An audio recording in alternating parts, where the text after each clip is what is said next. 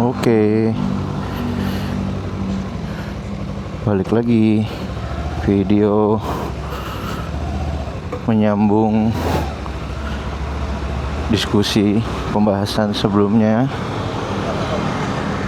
Terakhir video gue itu cerita tentang kenapa Z250 ya yang gue pilih.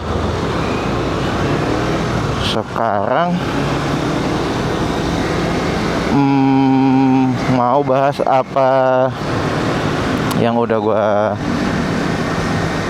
ganti di motor ini yang kelihatan dari point of view pengendara, dari point of view yang nonton di YouTube. Nah, ini kelihatan nih, stang sudah berubah,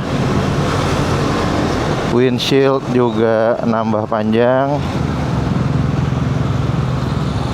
dan juga speedometer udah sehat lagi, udah terang lagi. Oke, jadi satu-satu dulu kali ya, dari stang dulu kali.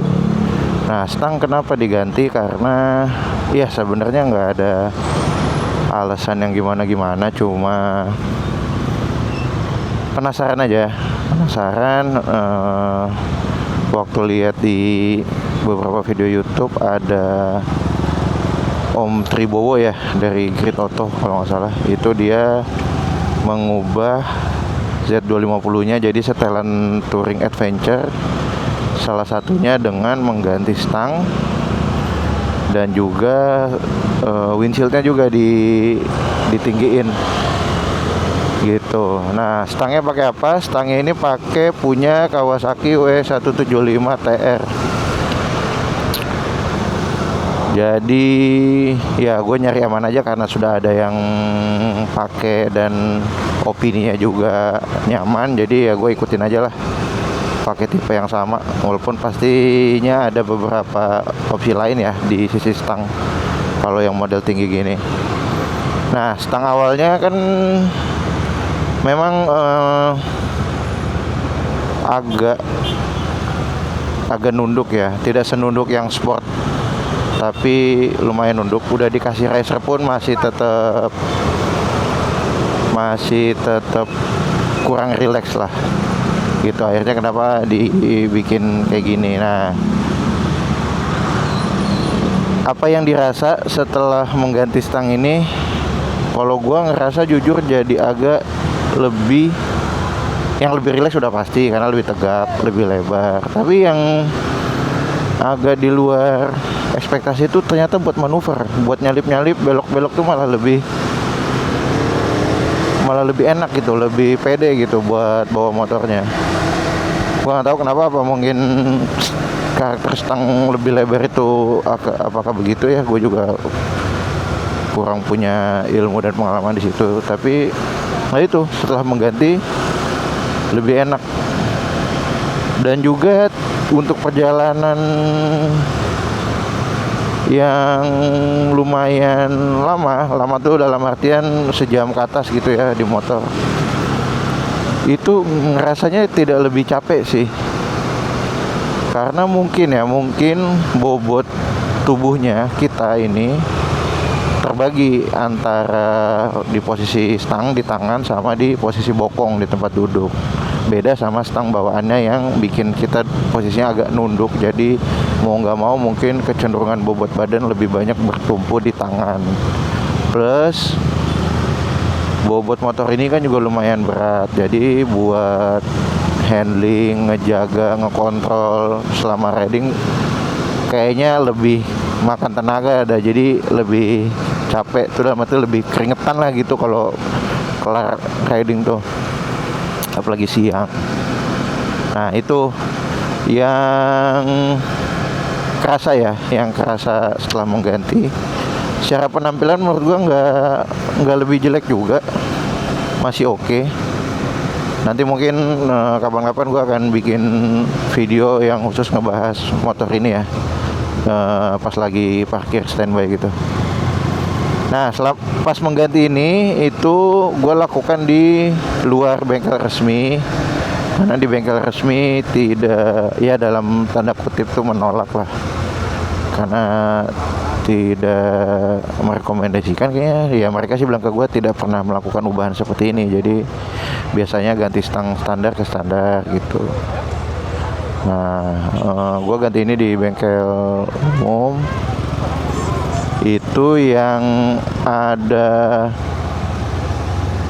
adjustment yang namanya stang lebih tinggi, pasti kan khawatir kabel nih nyampe apa enggak gitu kan. Ternyata dari kabel-kabel yang ada di sini ya, yang nempel-nempel di sini cuma mengganti kabel kopling. Kabel koplingnya diganti sama punyanya Honda Tiger. Yang lainnya hanya mengubah jalurnya aja. Jadi dibawa langsung ke depan kalau nggak salah, kemarin gue lihat tuh langsung ditempelin ke bagian setir di depan. Itu aja. Secara biaya pun juga masih oke. Harga stangnya sekitar 165.000. Kabel koplingnya kemarin gue dikenakan biaya 100.000 plus jasanya ya, jasa ke bengkelnya. Nah, jadinya seperti ini. Oke banget kan ya? Gue sih oke sih, nggak nyesel lah. Oke, itu stang. Lalu windshield ini kenapa gue ganti ya? Sebenarnya nggak ada faktor apa-apa lagi. Balik lagi ngikutin Om Tribowo. Itu gue ganti yang lebih panjang. Ya kalau gue ngelihatnya sih sebenarnya lebih atas dasar fungsi aja, karena secara fungsi harusnya dengan makin tinggi angin juga makin ngebuang dari yang awalnya segini ya, sejajar speedometer, sehingga angin itu bisa langsung nerpa dada gitu. Nah ini dengan ninggiin windshield ini harusnya secara logika gue mikirnya ini akan lebih ngebuang angin ya ke atas, ke samping, jadi nggak langsung kena dada, karena dada gue segini kan gitu. Ya mudah-mudahan gue bener ya. Terus satu lagi speedometer. Nah speedometer ini udah jadi terang gini. Kemarin gue share bahwa ada PR ya di speedometer karena kena sunburn. Itu ternyata yang diganti adalah lapisan polarisnya ya. Lapisan polarisnya cukup diganti aja dengan biaya yang jauh lebih murah daripada harus ganti speedometer. Karena gue pikir tadi, wah speedometer begini apa harus ganti speedo baru ya, ternyata bisa diservis. Itu aja sih pembahasan kali ini. Jadi ada 3 ubahan di area kokpit yang gue ganti dan yang gue perbaiki. Mudah-mudahan informasinya cukup buat sharing ke kalian. Mungkin sebagai penutup, berarti ini gue nobatkan sebagai Kawasaki Z250 TR. Bisa kali ya? Oke lah. Ngada-ngada aja sih sebenarnya. Oke, gitu aja paling videonya. Thank you yang udah nonton. Bye.